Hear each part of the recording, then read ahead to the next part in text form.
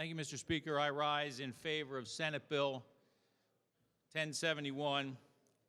We are here in front of this body again, talking about the biggest hole in Pennsylvania's financial statement, our state-run public pension systems. And my comment for today is that an ounce of prevention is worth a pound of cure, maybe a lot more than a pound of cure. In fact, Pennsylvania taxpayers and the Commonwealth are on the hook within our defined benefit pension system. Let me give you some numbers quickly. We are scheduled within these systems to pay recipients over the next 30 years about $180 billion.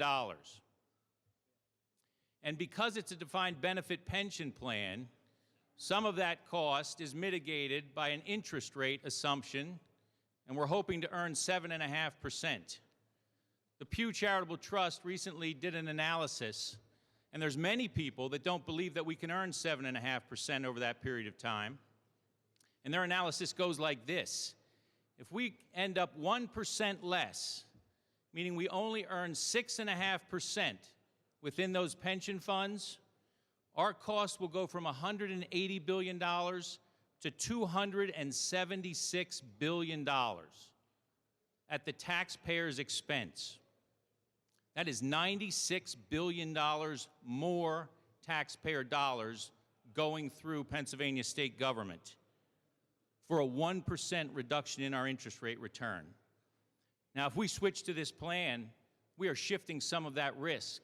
We've got a balanced plan right now, and it will save Pennsylvania taxpayers during that period of time for a 1% reduction about $50 billion. $50 billion. That $50 billion is money that won't go into our public education system.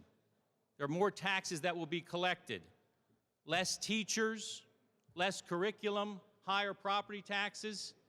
The idea that we could mitigate some risk and improve the financial statements of the Commonwealth of Pennsylvania because we are making a move by introducing a first mandatory defined contribution element into the Commonwealth, a balanced plan that is shared by the federal government and about half a dozen other states, is a prudent move.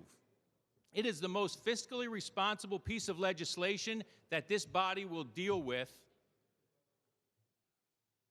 during this session.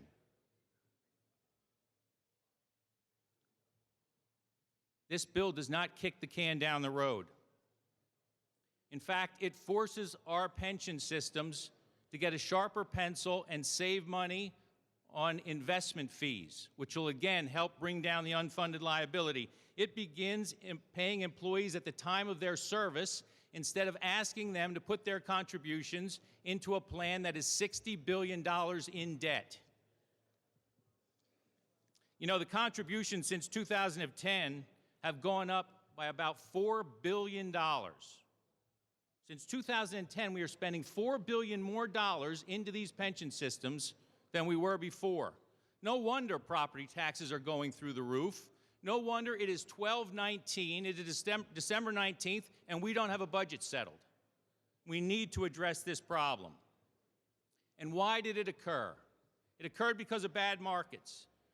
It occurred because of some decisions made by this body many years ago to increase benefits, but more than anything, it was made because this body, from time to time, made decisions to allow us not to pay the bill when it was due. And this pension plan will absolutely get us away from that scenario. We have put off doing what we should have done far too long. Let's not put it off again. For taxpayers, for students, for future employees of the Commonwealth, please vote yes on Senate Bill 1071. Thank you, Mr. Speaker.